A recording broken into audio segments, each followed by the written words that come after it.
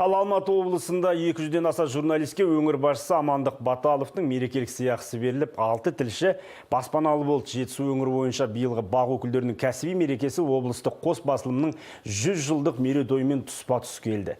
Ғасырлық тойда 30-дан аса журналист мәртебесі жоғары марапатқа ие болған еді.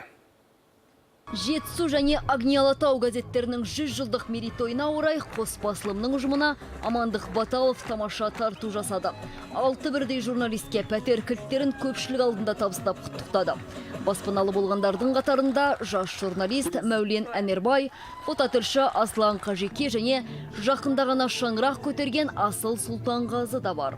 Осыдан 2-3 ай бұрын ғана үйленгенбіз, тойымыз енді болады деп жатқан кезде бұл облыс әкімі Амандық Аббасұлының және біздің газеттің бас редакторы Әмірі Әрунның арқасында алынған бізге жеткен теңдессіз бақыт деп ойлаймын. Біздің ұжымымыз 50%-ға жанданды. Демек, редакцияның 50%-ы жастар келді деген сөз. Жастар келді деген сөзіміз жаңадан леп келді деген сөз. 100 жыл бойы елдің тынысын, шердің ырысын жазып жариялап келе жатқан Жетісу және Агни Алатау басылымдарында 100-ге жуық адам қызмет етеді.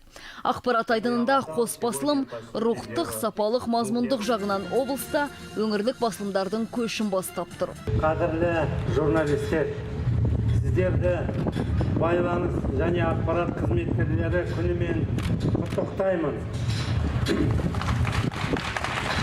Шығармашылық шабыт еңбектеріңізге толайым табыс тілеймін. Салтанатты кеште Нүсіпбай Әбдірақым мен Забира Сайділдина Қазақстанның құрметті журналисті төсбелгісімен марапатталды. Ал Болат Абаған бастаған 10 адам кеудесіне қазақ журналистикасының қайраткері медалін тақты.